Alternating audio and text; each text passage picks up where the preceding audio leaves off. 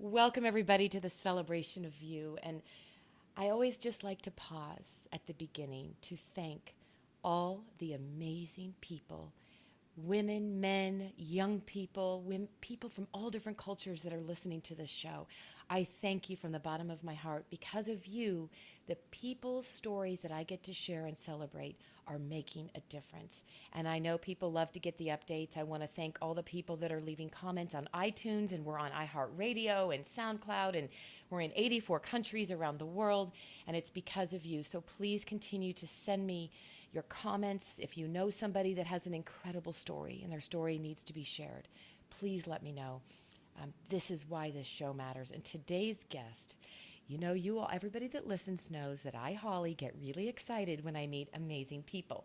I feel like that's the journey we're on. And today, I am so blessed and privileged to get to introduce you to a new kindred spirit in my life, a new amazing friend who I had the privilege of meeting, speaking for an event not too long ago, and come to realize this incredible woman has the most amazing story that when I heard, I said, I don't care what it takes, you're going to be on this show. So all of that, I'd love to introduce you to the beautiful, brilliant Marcy Blair. Marcy, thank you for being with me. Holly, thank you so much. And right back at you. What a joy it was to have you at one of our meetings. And I'm sure you already realize the impact that you made at the meeting. We had people just very emotional about the discussion you led, emotional in a good way, not a bad way. So thank you so much for the connection you made, both with the Cisco team as well as our partners. Well, dear, thank you. And I just love this ongoing relationship, and I've become very, very fond of Cisco. And so while that is said, that's where Marcy and I met, and you are currently the vice president of and leader of the America's Service Partner Organization within Cisco. And it's almost like hard to fathom, but can you just give us an idea, Marcy, of a day in the life of Marcy, of how many partners are literally under your, shall we say, your helm of taking care of? Like, give us a taste of what your life is like currently. Well, my life is very blessed. Cisco is a very partner-centric community with most of our business going through our partners. And so for services, that means over 90% of our business is done with our partners in the Americas. We have thousands of partners, from really big publicly traded companies that are very well known to small companies that are very local and work in the commercial market space. So it's a great opportunity to work with partners to figure out how they make money and how we can help them make more money, and we can serve our customers together and make sure that we're doing a great job together out in the marketplace. And you guys do, because I got the honor of meeting a lot of those partners, and we'll be meeting more of them down the road. And it is amazing, just the caliber of partners and the love that you all give them. You can see this synergy. And you, my friend, as a vice president of Cisco, and this amazing, brilliant woman that I get to meet, and we're running down the hallway after the event going, I have to know you. We have to talk more. And then we get on a call, and I go, what?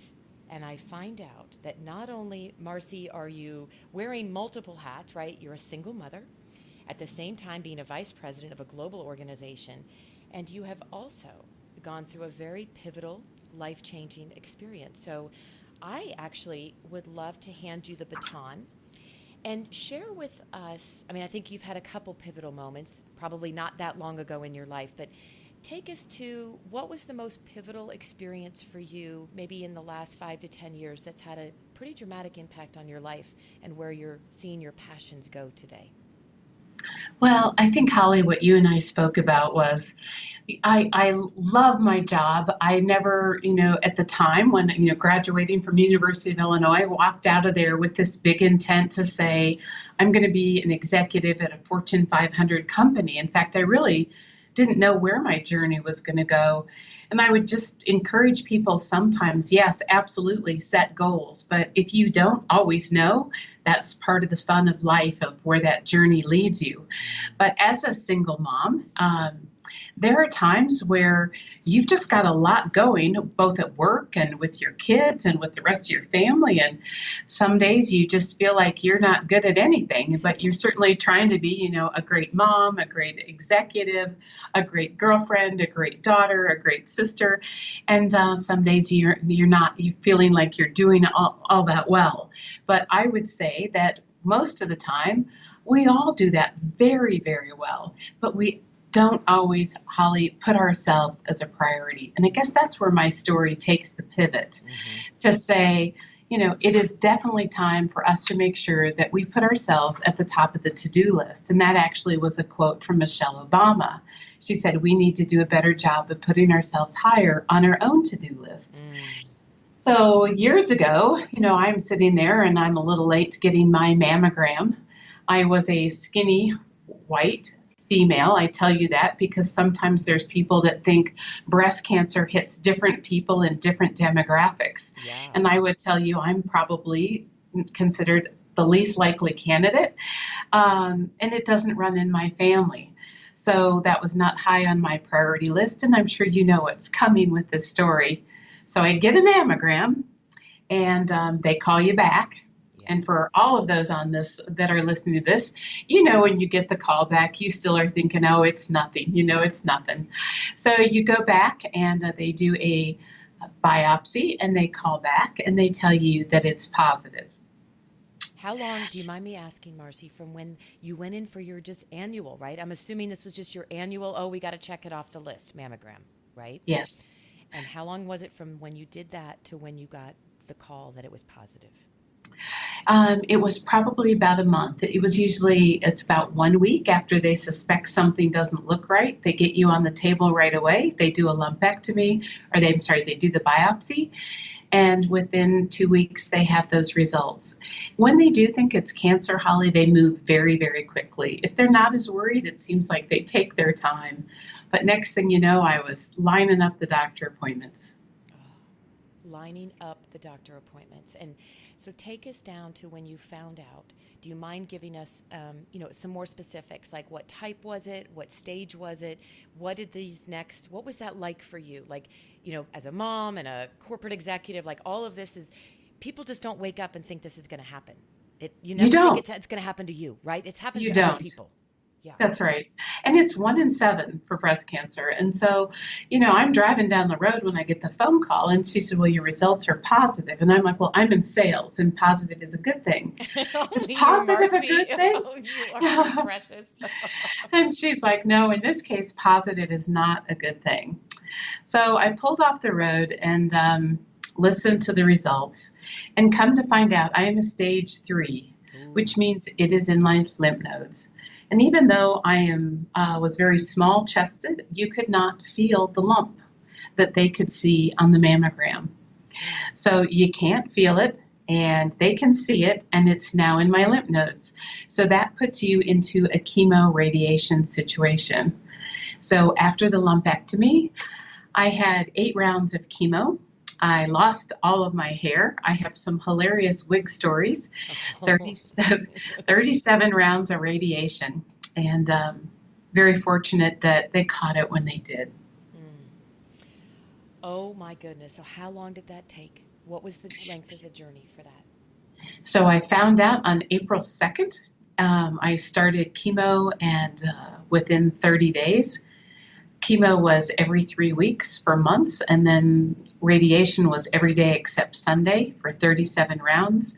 I finished chemo in October many years ago. Finally got to pull my wig off in about August of the following year after my hair grew back black and curly from being straight and blonde, which was quite a surprise. That was really quite, but it does come back. So now I'm blonde and straight again, so that's good. Okay, wait. I'm actually getting a little emotional. Can I just tell you, do you realize you found out on April 2nd? Do you know what today's date is that we're doing this interview? April 2nd. I literally just, I'm speechless. We did not plan this. I never knew that was the date. And we are getting to celebrate you and celebrate the gift that God gave you in having your life. Well, you were right. We did not plan this. And until I said the date, I didn't even think about it. But you're right. And Yeah. it is a blessing. And I'll tell you what, it's such a blessing to be here. And it was just such a blessing that they found it when they did. Oh, it is. And when I think about people that are listening right now, that maybe have a loved one, maybe someone themselves is in the midst of this, and I don't even know what kind of advice you give, Marcy, but, they do say today's world, we have to own our health. Don't wait for doctors and everyone else to do that. So, from your experience, in hindsight, is there anything, any special wisdom, words of advice, anything you would give to anyone listening that's either got a loved one or themselves in a current situation like this? So, first off, for those women, and that's why I wanted to be on your call. So, thank you so much for the opportunity. If you are late having your mammogram, if you have not had a mammogram and you are of age to get a mammogram, if you're not doing your self exams, you so much need to. And if I can just save one life, Holly, just because they hear this story, and it's the reminder that it can happen to any one of us. So if you are out there and you know that it's you that haven't made that, then you get on it and make those phone calls. If you're a husband or a brother or a father, if you've got your mom, ask your loved one if they're up to date. I'm not saying it's always going to be perfect, but we just need to help and remind each other that this is absolutely not necessarily a death sentence, especially if you can get an early diagnosis. So that's what I would encourage everyone, both the women that might be late in making their appointment and everyone that has a loved one. Ask those women in your lives, when was your last mammogram? I'm taking that advice because I'm going to ask my sister. I'm going to ask my best friends because what do we have to lose? We don't take care of ourselves. It's back to the quote that you said about from Michelle Obama, putting ourselves at the top of the to-do list. I think I told you when we chatted, Marcy, but I, I, I just feel like we women, especially, we wait and we wait. We don't do things for ourselves because we should be taking care of the world. We should on ourselves. We should on others. SHOULD, right? Seriously. Right? I think that's what you said. It Yes. is. It is. And I mean that because it's like we don't put ourselves at the top of the to do list because we got to take care of everyone else. And yet, had you not done that, you wouldn't be here to be there for everyone else, to be the mother you are, to be the wonderful woman executive you are. I can only imagine the gift you are to the people you're serving. But we wouldn't have you if you hadn't have been able to take care of yourself. Um, God, we couldn't talk about that more. And I love you have a passion, right? Like you're always out there willing to like share your story, go speak at corporate events or associations, and especially for women. This has become a passion of yours, and Cisco's given you a lot of opportunities to do this within Cisco. Am I correct? They have. And, at Cisco, we also have an amazing cancer network, Holly. So you opt in to a group that is here at Cisco. We have about 60,000 employees. So think of, everybody can opt in. You don't have to, but we're around the world and it gives us an opportunity to help each other. So somebody could post to the network, my sister just got diagnosed with this. Has anybody ever heard of it? Where did you go? What was the treatment? So inside Cisco, we just have this amazing group of employees who help each other make connections on certain diagnosis or care centers or treatments. And, one woman posted, hey, I'm about ready to decide on this type of treatment versus that type of treatment. And immediately, 10 women who are breast cancer survivors here at Cisco will respond to her to say, here's what I did. Here's who I am. Feel free to call me. Can I call you? What can I do to help you? Oh, God. Do you realize how fortunate and blessed you guys are to have a network like that within such a large, huge global organization? That's huge. Mm. It's just amazing. And sometimes it could be that it's somebody's brother-in-law, but it opens up a whole new network for all of our employees. Well, and it creates bonds and trust because when you sometimes, and I think, I shared with you very briefly before we started, but as a mother of a child that has survived cancer, you feel, and so I was single, and you feel sometimes you just feel like you're so alone. There's nobody that could fathom what you're going through. And it made me realize, Marcy, I would love to know, and just coming back to when, did you have young children at the time when you were going through this? And how was that as a mother having to help your children see this through you, right? Well, yes. So they were 9 and 11, two boys. And they tell you you don't make promises that you can't keep. So you can't tell them that this is not going to kill you.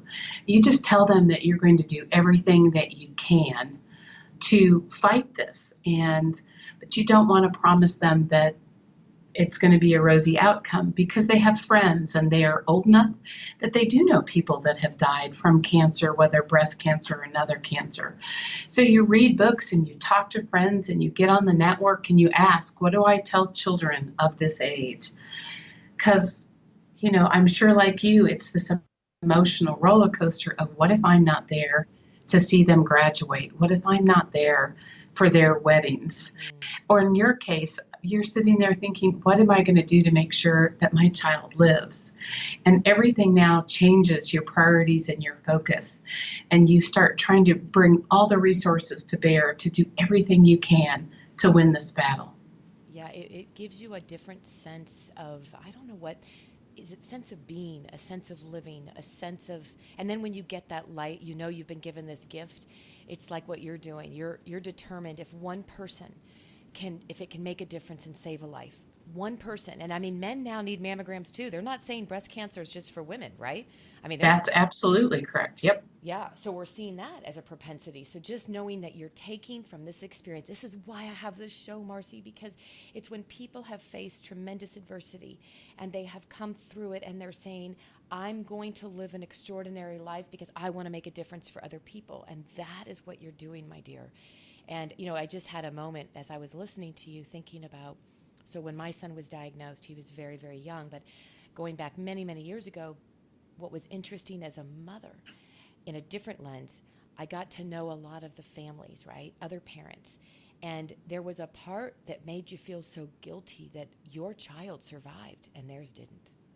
Yep. And, you just go through a whole, it's a different world, right? And it's hard. I wouldn't expect anyone, I wouldn't even want anyone to try to understand what that feels like. But, it's these experiences that life gives us. And I think that if we're blessed enough to have a faith, some kind of a faith that gives you something to hold on to and to pray.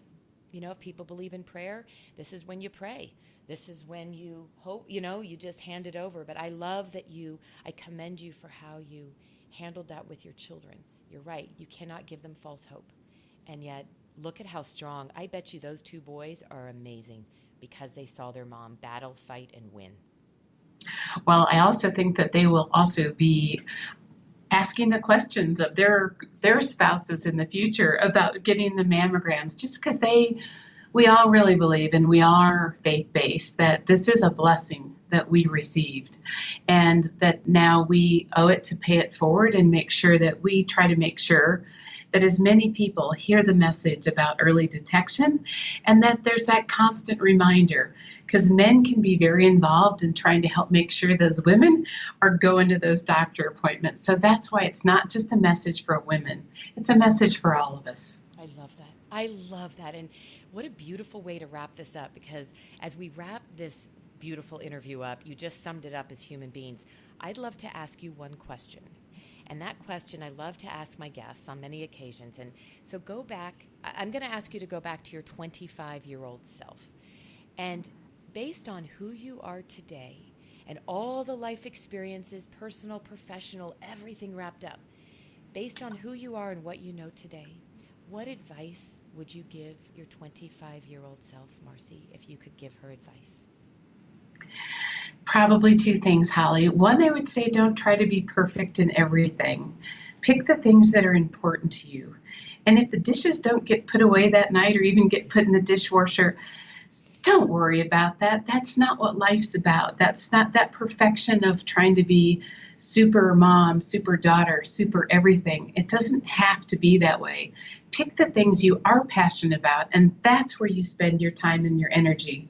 And if one of them definitely has a crash and burn moment, just to know that 5 years, 10 years later, you might look back and think, that crash and burn moment is the one that gave me the opportunity, that redirected me to a better place and a place where I am today at my life now. So if you have a crash and burn moment, pick yourself up and know that there's probably much better things around the corner that are coming. Oh, I love that. And if you think about it, I had a visual. My eyes are closed as I'm listening to you. The crash and burn, I'm seeing someone when we've all been down on our knees, maybe our hands covering our face in tears, right? And feeling like there is no hope. But the minute you get up, you look up, and something better is about to happen. We just have to be willing to see it and trust. And I think I shared this with you, but one of the mantras that I feel is so apropos that I have lived by. Now, and you know, I choose joy every day, and no one gets to take the joy away. And that is what I love about you. And I think another kindred spirit and moment between the two of us, and I just commend you because I truly believe you have a choice. You can choose to live in woe is me, or you can choose to live in wow is me. And you, Marcy, are living the wow factor. And I am so grateful to have you in my life now and have you as a guest. And I know people are going to want to reach out, ask questions. You never know. I've told you there's people's lives halfway across the world that can be changed or impacted because of one guest. So how would you like people to reach out to you? What would be best and serves you best?